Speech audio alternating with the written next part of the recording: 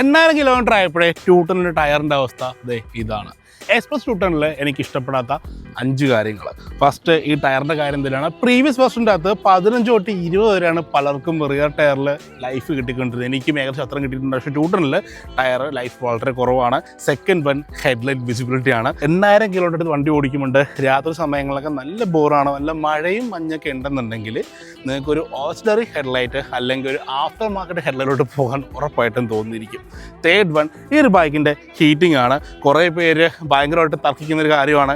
70-390, Himalayan 450 ഇതൊക്കെ ഓടിച്ച ആൾക്കാർ ഇത് ഓടിച്ചിട്ട് പോലും പലരും പറയുന്നത് അതിനെക്കാട്ട് ഹീറ്റ് ഇത് ചില സമയങ്ങളിൽ പുറപ്പെടുവിക്കുന്നുണ്ടെന്നൊക്കെയാണ് പറയുന്നത്. എനിക്കും ഹീറ്റിംഗ് ഇഷ്യൂ കുറച്ച് സീനായിട്ട് തോന്നിയിട്ടുണ്ട്. ഫോർത്ത് വൺ, ഈ ബൈക്കിൻ്റെ ബ്രേക്കിംഗ് ഇഷ്യൂ ആണ്. എനിക്ക് 200 cc കിട്ടുന്നത് പ്രോപ്പർ ബ്രേക്കിംഗ് ഈ ഒരു ബൈക്കിൻ്റെ ABS കിട്ടിയിട്ടില്ല.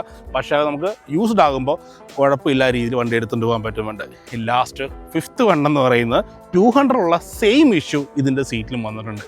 മഴ കഴിഞ്ഞ് ബൈക്കിൽ കയറിയിരുന്ന് കഴിഞ്ഞാൽ എൻ്റെ പൊന്നു വെച്ചാൽ വെള്ളമുണ്ടും റെഡ് ഷഡ്ഡിയാണുണ്ടല്ലോ നല്ല നടക്കിൽ വരും. കാര്യം എന്ന് വെച്ചാൽ 200 ഓണേഴ്സ് അറിയാം, ഈ ഒരു ബൈക്ക് മഴ പെയ്ത് സീറ്റ് അത്യാവശ്യം നിറഞ്ഞു കഴിഞ്ഞാൽ നമ്മൾ അടുത്ത ദിവസം ഒരു 4-5 മണിക്കൂർ വെയിലത്ത് വെച്ച് ഉണക്കിയാലേ ആ വെള്ളം കംപ്ലീറ്റ്ലി പോകുള്ളൂ. ആ സെയിം ഇഷ്യൂ ട്യൂട്ടണിലും വരുന്നുണ്ട്. ഈ ബൈക്ക് നിങ്ങൾ ഓടിക്കുമ്പോൾ ഇതിനെ ഓവർകം ചെയ്ത് നിങ്ങളെ ഇത് ഇഷ്ടപ്പെടാൻ കാരണമാകുന്ന കുറച്ച് കാരണങ്ങളുണ്ട്. അത് അടുത്ത വീഡിയോയിൽ പറയാം. നിങ്ങൾക്ക് ട്യൂട്ടണിൽ ഇഷ്ടപ്പെട്ടതോ അല്ലെങ്കിൽ ഇഷ്ടപ്പെടാത്ത കുറച്ച് കാര്യങ്ങൾ let us know in the comment.